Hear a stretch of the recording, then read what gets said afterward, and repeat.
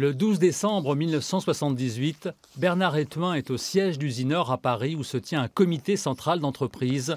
Il est délégué CGT. L'aciérie de Denain tourne alors à plein régime. C'est l'usine mère d'Usinor. Personne ne veut croire qu'elle va perdre 5000 emplois, 12 000 au total pour le groupe dans le Nord et en Lorraine, 12 000 emplois supprimés en une seule journée. Nous, on savait qu'il y avait des menaces assez importantes sur Usinor. Usinor à l'ensemble du groupe, Usinor Denain en particulier. Et déjà dans l'usine, par exemple au mois d'avril et au mois de mai de l'année, on avait déjà averti les collègues en disant qu'il y avait des mesures. Et beaucoup de salariés disaient non, c'est pas possible, quoi. On a eu des investissements de modernisation, une usine qui a fait plus de 2 100 000 et quelques tonnes de fonte, c'est pas possible, quoi. Donc c'était incommensurable pour les gens, quoi. Voilà. Des gens qui vont passer de la stupeur à la colère. Denain s'enflamme. Des cadres sont pris à partie.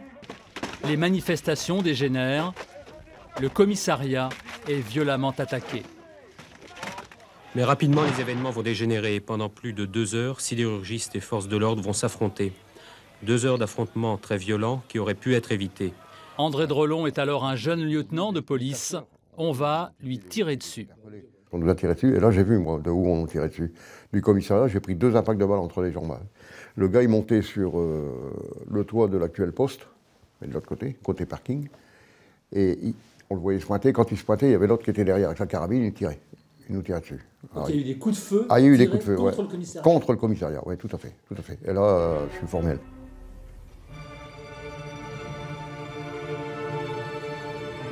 Denain ferme définitivement en 1983. Usinor, devenu ArcelorMittal, n'a gardé sur place que quelques bâtiments destinés au commerce des métaux, avec une vingtaine de salariés.